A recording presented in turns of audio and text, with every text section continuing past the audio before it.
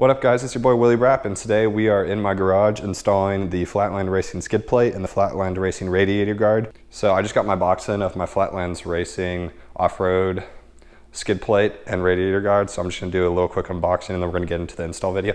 So inside there's a little sheet, just basically saying what's in the box, and the code's right here, so I'll leave this up for a second so you guys can look at it.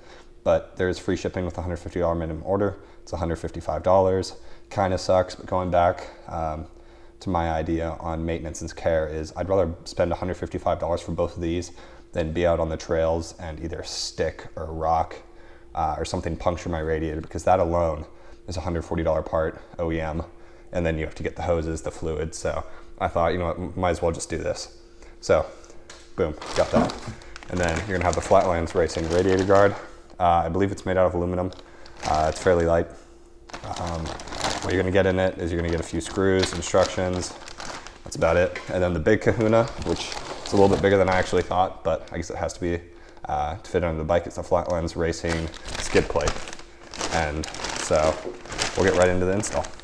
Okay guys, so step one of installing the radiator guard, which we're gonna do first, is having access to the radiator. Now, for all intents and purposes for this video, since I want this to be a tutorial and a step-by-step, so those people who don't know what they're doing, are new to tools, or even just getting into motorcycling, or just want a quick tutorial on how to install it, is I'm gonna get as much room and access to the radiator as I can. That being said, you can probably install the radiator guard just with the bike up on its kickstand and the wheel turned over. But my recommendation is to give yourself more room, because you're gonna be able to move your tools easier, and it's just gonna be easier. So there's two main ways of doing this that I've come up with. One is using a center stand of some sort just to lift the bike up so the front tire's off the ground, and then it's easier and you can just rotate the handles. The other one, if you have a buddy, or another way of tying it down or moving it, is literally just to have them grab it and hold it away so you can get into the radiator. Now, if you are by yourself and you don't have a buddy with you at the time or a center stand, I'm sure there's a way you can jerry rig it up, but just for tutorial purposes, I'm gonna go ahead and lift the bike up. So, okay guys, we're gonna install the radiator guard first. It's a smaller piece. It's gonna be a little bit trickier just because it's a smaller area you have to get into and work with tools, but we're just gonna real quick pop it open. So just going over the quality of these things, this is the main manufacturer of skid plates. You have like Moose Racing, they don't get a lot of good reviews. You can get those on Revzilla, but this is the one that people tend to get a lot. And there's some videos on YouTube installing them already, but I mean, they're light, build quality, all the welds seem pretty solid. So flatlandracing.com, you can look at it. I got mine from CRF250L.com, so make sure to check them out. It's not an endorsement or anything, it's just where I got mine from, and their shipping's good. It was fast and direct. So guys, the second step is removing this plastic right there. And to do that though, you also have to remove this back one because there's another bolt kind of hidden right here. So what you want to do is there's a pop rivet right here, and then there's a bolt down there. So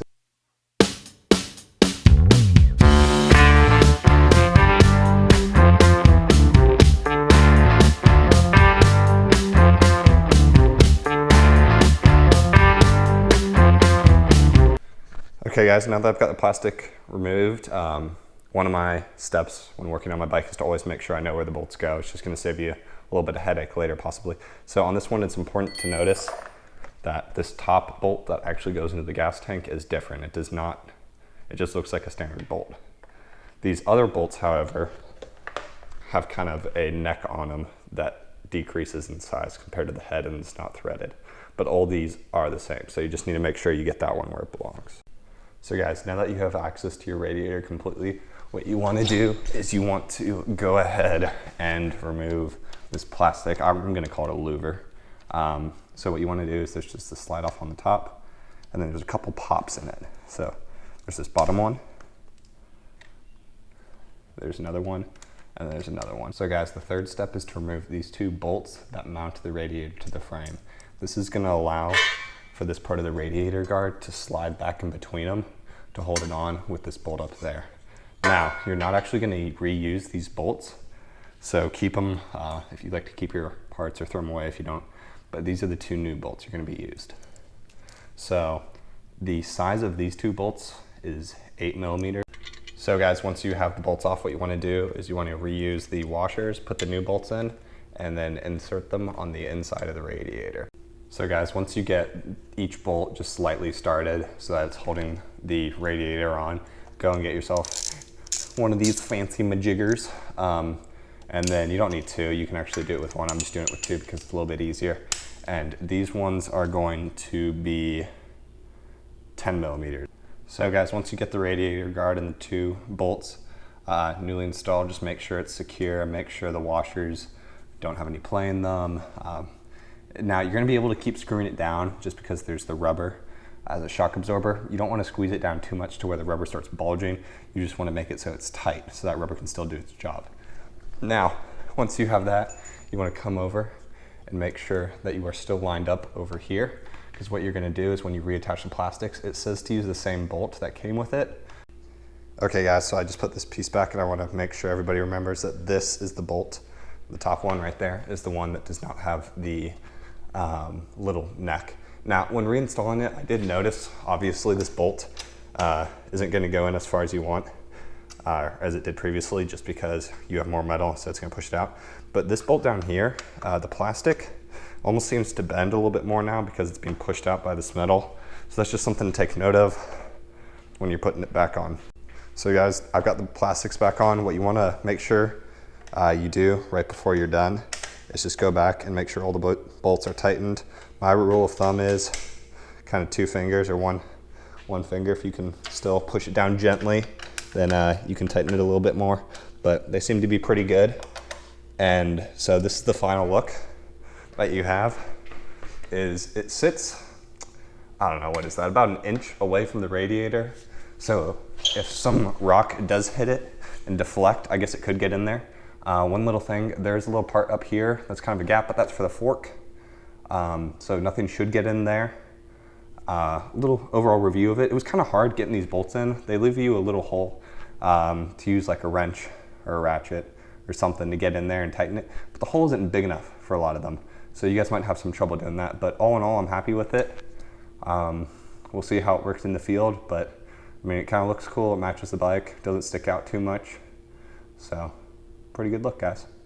So guys, what you want to do is you want to take out the skid plate from the bag. Immediate impressions is it's well built, just like the radiator guard. Welds look solid, don't see any problem with them. It's got a little bit more holes in it than I would have thought, but I guess it's for drainage. And then it has these 2 hooks on the back that are secured to hold onto the bike. So guys, the first thing you want to do is take off this plastic stock radiator guard that really doesn't do much. I mean, as you can see, I've kind of scraped up the frame a little bit, which I'm not too happy about, but that's why I'm getting this one. So what you want to go ahead and do is take it off. So how you're going to do that is with a 10mm socket. So what you want to do is just grab it, hold it up, get the back part somewhat lined up. And what you want to grab is these back bolts that you were using earlier. And I'm just going to start by slowly threading them in. That way it'll grab, and then I can switch the weight to them instead of, see, and then I can just do that. It's not ideal, but in a pinch it'll work. So once you have some support, you don't want to make sure it's too tight. I was actually running into a problem where I couldn't align it correctly. You want to take your smaller bolts and your Allen wrench and connect it to the stock mounting points. So guys, what you want to do is you want to tighten each bolt incrementally with each other. That means as you tighten one and another seems like it can be tightened a whole lot more, go ahead and tighten it. Don't over tighten. You don't want to get it completely set before all the bolts are in, but this way you'll just kind of lift everything up at once instead of lifting like one corner and then having to push it over, and then you might run into fitment issues. So just keep that in mind as you're working on the bike. So guys, quick note, on the back secures that are kind of have these like little clamps, you don't want to tighten them all the way. That's going to put too much tension on the bolts, and it's kind of counterintuitive because if you do hit something, it could just snap the bolt. So you kind of want to leave, I'll get down to show you, you want to leave a little gap. I mean, It's still plenty secure and it's not gonna go anywhere, but if you over tighten it, it's gonna push it up into the frame too much and it's gonna be bad on the bolts. So just tighten it to kind of that 2-finger rule where if you can't push down with 2 fingers, stop. Don't grab a handful and tighten down. It's gonna be too bad for it. So just remember that when you're doing it. And try and make sure that these bolts are equal on the distance of the gap on both sides, because that'll just mean it's equal and then it's not lopsided or anything and is actually better for you.